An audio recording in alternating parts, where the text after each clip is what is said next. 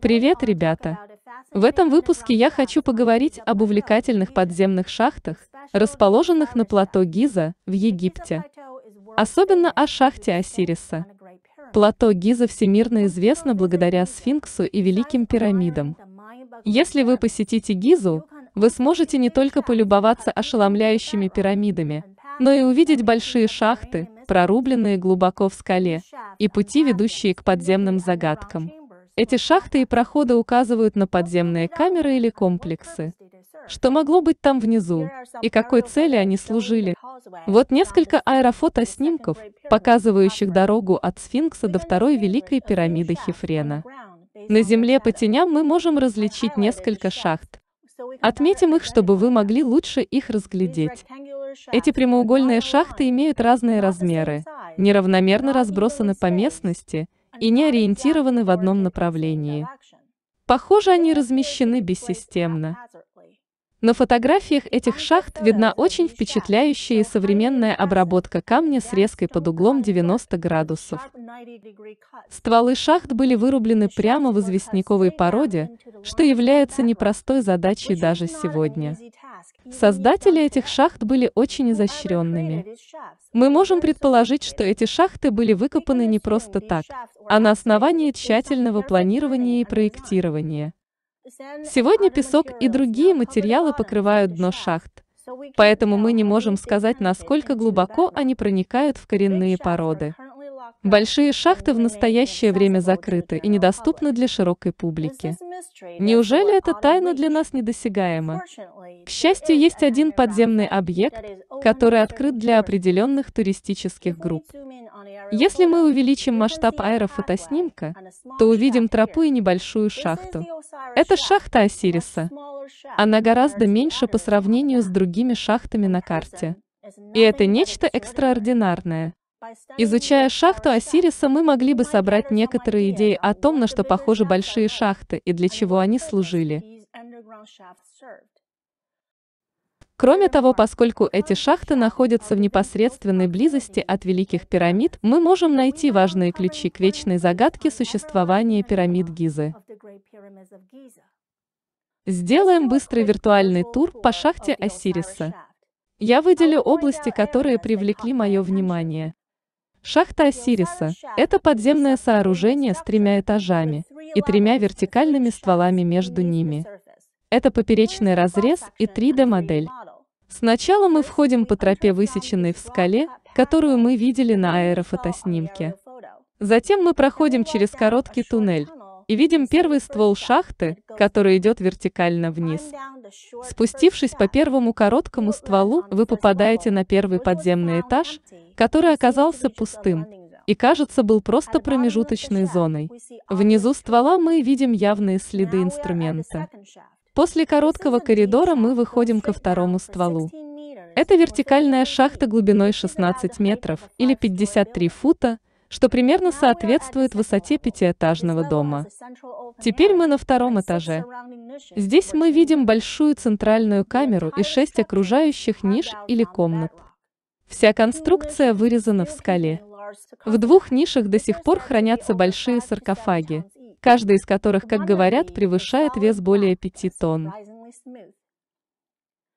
Один из них сплошного черного цвета и, на удивление, гладкий.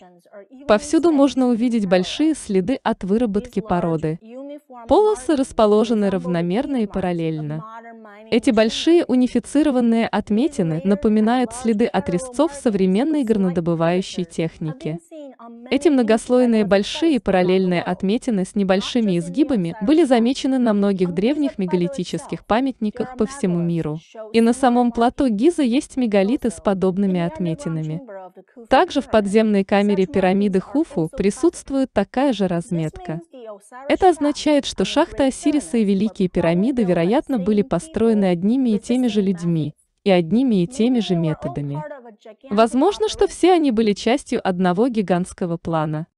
Вернемся ко второму этажу шахты Осириса.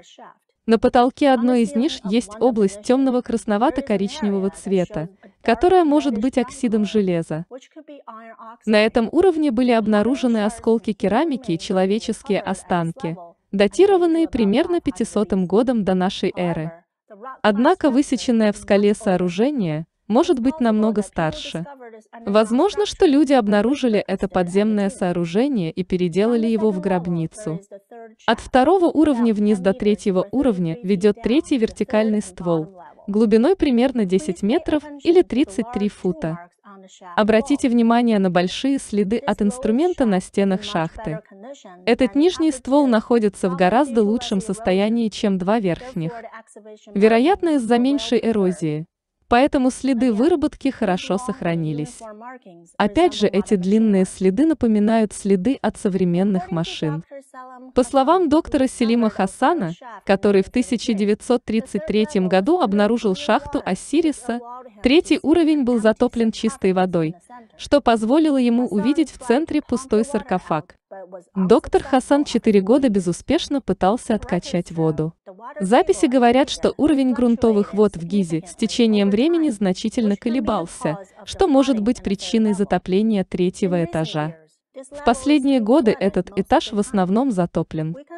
Мы видим затопленную территорию, заполненную илом, деревянные леса и прочий мусор. Этот уровень кажется незаконченным, потому что есть узкий туннель, длина которого неизвестна. Для чего был построен этот туннель? По сравнению с хорошо выкопанными шахтами и камерами, этот туннель сделан грубо, и скала здесь имеет другой цвет и текстуру. Я думаю, что оранжевый цвет может быть из-за оксида железа, а текстура породы похожа на кристаллический известняк, который является мрамором. Я далека от геологии, так что это домыслы непрофессионала.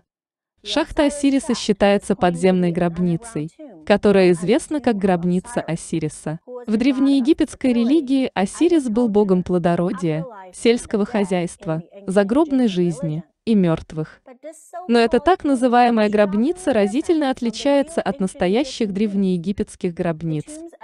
Гробницы в долине царей и в долине цариц невероятно обаятельны и экстравагантно оформлены.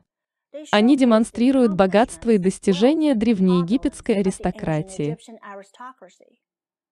Однако в шахте Осириса нет никакого декора. Нет фресок, потолки не покрашены и стены не отделаны. Кроме того, планировка шахты Осириса сильно отличается от обычных захоронений. Сравните план шахты Осириса и план одной из гробниц в долине царей. По сравнению с шахтой Осириса гробницы царей гораздо более ровны и более доступны для людей. У них нет резкого перепада высот, а незначительные перепады высот достигаются за счет лестниц. Но стволы шахты Осириса расположены вертикально вниз. Это очень усложняет задачу как для рабочих, так и для членов королевской семьи, которые будут приходить отдавать дань уважения своим предкам. По этим причинам я думаю, что это строение не было задумано как династическая гробница. Глубокая шахта с крупными следами от инструмента, похожими на следы машин, имеет чисто индустриальный вид. Она напоминает мне современные стволы шахт или шахты лифтов. Кстати, черты индустриального вида без декора вполне соответствуют великим пирамидам Гизы. На стенах внутренних камер и проходов великих пирамид нет иероглифов или украшений, что снова является полной противоположностью настоящих гробниц в долине царей. Это также полная противоположность зданий эстетического стиля древних египтян. В великих пирамидах не было найдено ни одной мумии. Вдобавок ко всему, во время раскопок в 1850-х годах в храме Исиды на плато Гиза была найдена древняя стела с иероглифами. Текст на этой 2700-летней стеле подразумевает, что Великая пирамида, Сфинкс и храм Исиды существовали еще до времен фараона Хуфу. Поэтому некоторые ученые предложили теорию, согласно которой Великие пирамиды Гизы вовсе не гробницы, и были построены не древними египтянами, а предыдущей высокоразвитой цивилизацией. Один неоспоримый факт заключается в том, что даже несмотря на то, что метод строительства Великих пирамид подвергался обширным исследованиям на протяжении поколений, до сих пор ни одна теория не получила поддержки большинства. До сих пор мы не знаем, как были построены Великие пирамиды. Хотя это одна из самых популярных загадок в истории. Но давайте вернемся к шахте Осириса. Поскольку артефакты и саркофаги можно привезти откуда-то еще, такие артефакты могут не иметь отношения к шахте Осириса. Поэтому мы сосредоточимся только на высеченной в скале структуре. Вот интересные характеристики. Первое. Несколько уровней с несколькими стволами, которые не выровнены. Второе. Второй этаж состоит из нескольких комнат. Третье. Следы от инструментов напоминают следы от современных машин. Четвертое. Участки на потолке похожи на оксид железа. Пятое. Странный тоннель на самом нижнем уровне. Эти особенности могут пролить свет на истинное предназначение шахты Осириса и других местных шахт. Помните большие шахты на плато Гиза? У них есть общие черты.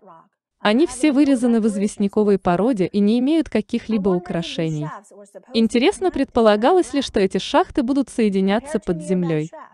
По сравнению с соседними шахтами, шахта Осириса намного меньше, и ее едва ли можно найти на аэрофотоснимках. Несмотря на то, что с уровня Земли и на аэрофотоснимках шахта Осириса выглядит непритязательно, ее трехуровневая подземная конструкция на самом деле довольно удивительна. Возможно, в других более крупных шахтах есть еще более впечатляющие и сложные подземные камеры и проходы. Эти крупногабаритные шахты демонстрируют передовые навыки резки камня с углами в 90 градусов, что соответствует нашим современным технологиям добычи и разработки карьеров. Как я уже упоминала ранее, следы от инструментов в шахте Осириса довольно однородные и длинные. Эти отличительные знаки можно найти в большинстве мест по всей шахте, включая второй уровень и потолок третьего уровня. Они сильно отличаются от следов ручных инструментов, таких как зубило или кирка. Вот кадры, на которых каменщики используют зубило и кирку. Создание длинных и параллельных следов, которые мы видим в шахте Осириса, с помощью ручных инструментов, чрезвычайно сложно, если даже невозможно. Поскольку эти следы выглядят как машинные, то возможно ли, что эти следы действительно были оставлены древними машинами, подобных тем, что мы используем сегодня? А может, шахты Гиза были руинами предыдущей развитой цивилизации? Мы знаем, что наши нынешние здания, мосты и другие конструкции будут ржаветь и разрушаться без регулярного осмотра и обслуживания. Природа возьмет верх, и некогда замечательные конструкции из металла и стекла станут совершенно неузнаваемыми и будут стерты с лица земли через сотни или тысячи лет. Уцелели бы только каменные постройки. Возможно, именно это и случилось с предыдущей развитой цивилизацией.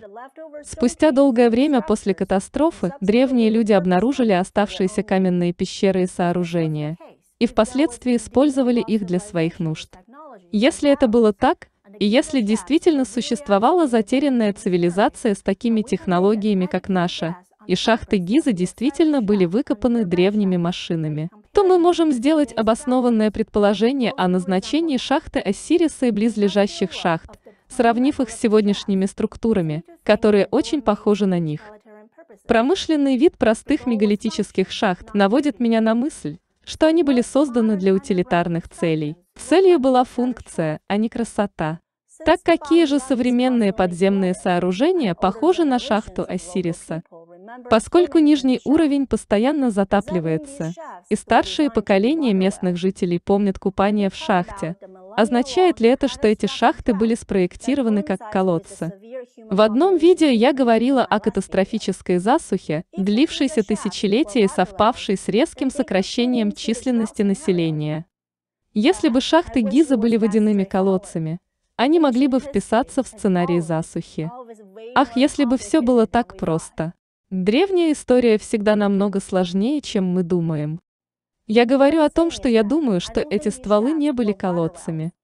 Колодец – это прямая труба, которая не требует отдельных уровней или нескольких стволов, как шахта Осириса.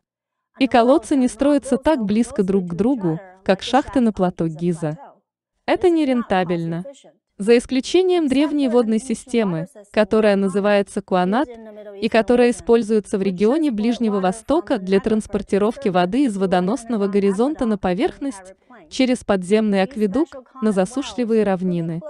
Специальные колодцы Куаната расположены близко друг к другу, Но они также выстраиваются в линию, в отличие от шахт Гизы.